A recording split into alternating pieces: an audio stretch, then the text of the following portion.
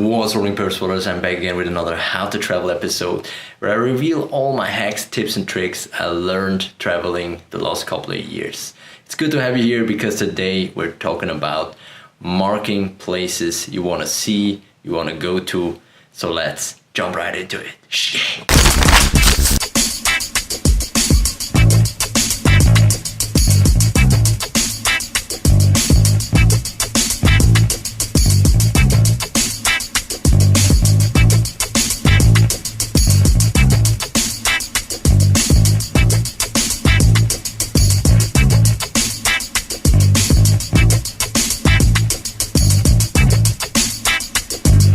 There is a big importance of marking places because if you have a longer travel, especially when you have a longer travel, you should remember where do you want to go, what do you want to see. Always there are some favorites you're not gonna forget, but there are simple things you could miss or forget.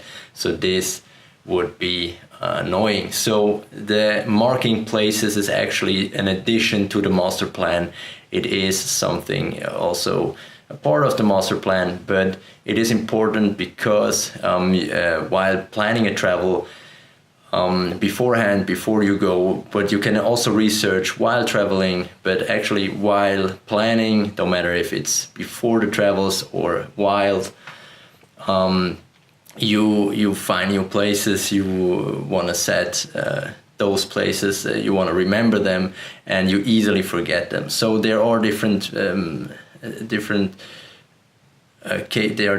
applications to use this. You can also make it like old school style on a map. You have a country map, you print it out or you buy one and just mark those places, make some notes to it. But I prefer the digital way that you have the application. I, for example, use Google My Maps, which I get used to it. And it is an easy way because I'm logged into my Google account on like every device. It don't matter if it's on my computer or on my smartphone. I just start it up and I'm logged in, so I can use it from every device. And also if I lose something and I'm on my way on my travel, I lose my smartphone, for example, you just can go online, log in, and you have your map up there. But there are also some other applications you can use. It's just a matter of what you're good to work with. You can try out different. There are, for example, MapHub, Maps.me. I'm gonna link them all down below. You can check them out. So yeah, I'm just gonna show how I do it on my maps. There are actually, like always, different ways. I'm gonna show you how I do it. So let's jump right into it. Here we go. If you're logged into your Google account, you can simply get to My Maps, Google My Maps. And if you don't have a Google account, just sign up for free. And you can already see here the different maps I used for my travels. For example, Australia, Brazil, Asia, and so on. Also for certain cities, Sofia and Barcelona, for example. And you can also make one big world map. You pin all your places, perfect spots you want to travel to, but to keep it organized with the pins and the layers, it is also recommended to separate those different maps. So on the upper left corner, create a new map. Just click on it, takes a few seconds, and boom, we're on it.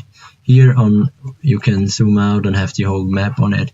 On the upper left corner, this box is to the administrative part of creating the map. So just click on Untitled Map to give it a title, for example, Spots Map, and the description. I'm just going to copy this in here as well. This is only relevant if you're going to share the map. You can put in some more information in the description. For example, we're gonna want to travel to Sydney, and just zoom in here, and before we start to pin, click here, add a new layer. One is already added, so we have two untitled layers now.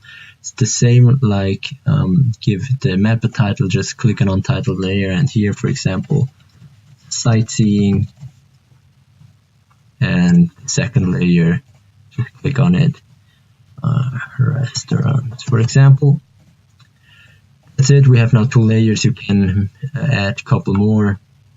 And now when you click on a layer, you see this blue color here on the left side. This means this layer is active while you are pinning. So always make sure you have the right layer activated while pinning. So right now we are activated on sightseeing, and now we can get to the map and click here on the Sydney Opera House. Of course, we want to see the Sydney Opera House. And on the bottom here, add to map, and boom, you can see on the left side now this pin is added to sightseeing.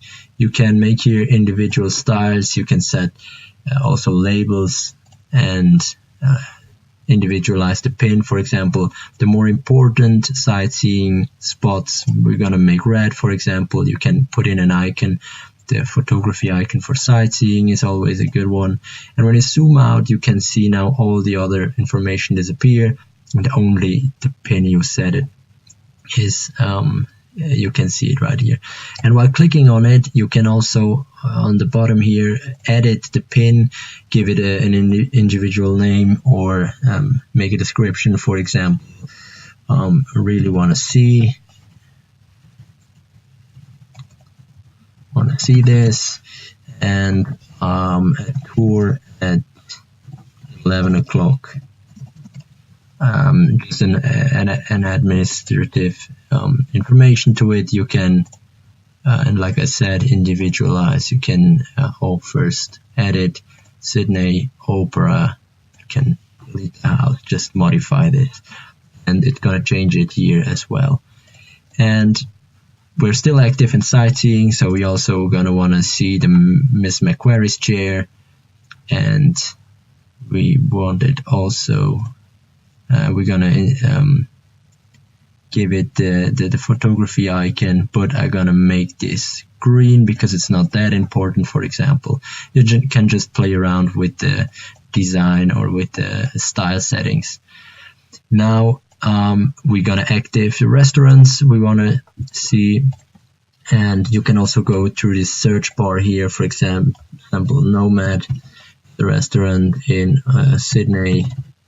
Just click Nomad Sydney, and you already have here the suggestion on the Foster Street. This one I want to tag, add to map.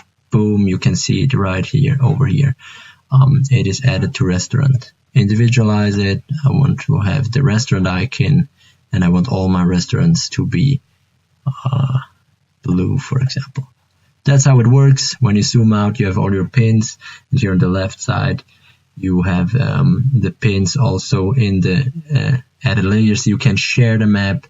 You can see a preview how it looks like when you share it, and while share it to certain persons, you can also put in invite people and declare if they can also edit the map or just view, just observe what you're doing here. So you can, if you're a group of people traveling, just make an edit, add them, and all you can work on this map simultaneously. That's pretty cool. The base map, you can also choose if you don't like this one. You can change it to satellite or other styles of maps, which is cool. And like I mentioned, there are a couple of different maps you can use, but in my opinion, this one is pretty intuitive, easy to use, and works pretty well. And also you can get with different devices with your smartphone, or it's always stored in your cloud on your Google account, and that's pretty awesome. Boom! I mean, that's basically it. Just drop your pins there, categorize them in a matter of your theme, individualize it with icons, and you're good to go. It's a tool you can use while planning, or while your whole life. If you find something on Instagram, boom, drop a pin there, you want to go there. Just an index of your perfect spots. Restaurants, hotels, sites, sightseeing, just categorize it, and you have a good organization of your perf spots you want to see, the spots you want to travel to. You can even you don't have to separate the maps in like different countries. You can also make one huge world map with all your pins on it, and in your whole lifetime you're always gonna foster it and set your pins there. I hope this was useful. I made an index on the website perfspots.com. You can check out all the different episodes there. I made an index with the different categories and stuff. Just check it out, perfspots.com/HTT for how to travel. A lot more content to come. If you don't want to miss it, you better subscribe to this channel. And if you liked it, if it was useful, drop an upvote, write me a comment. I want to hear what you think about it. If you have any questions about traveling, about budgeting, about the gear, just drop me a question down in the comments, and see you next time.